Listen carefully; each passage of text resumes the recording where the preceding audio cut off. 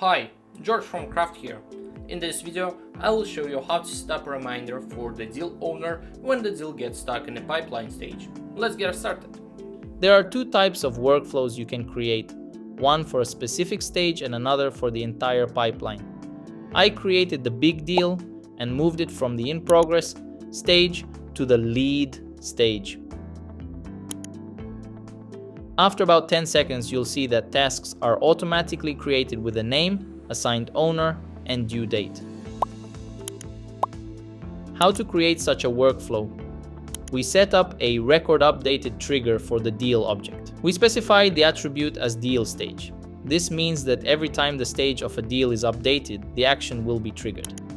The next step is to check that the deal stage has been updated to new lead. Then we set up a delay action to check the deal stage later.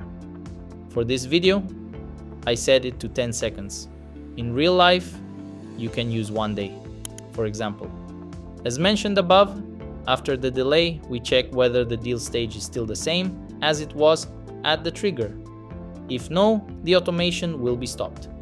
If yes, we proceed to the adjust time block. This block calculates the due date for the future task that will be created. I set the starting point as the trigger date, then defined the desired offset and selected the unit: days, minutes, or seconds. The final step is to create a task linked to the deal. This automation works for a single stage. If you need to apply it to multiple stages, add a switch or else block.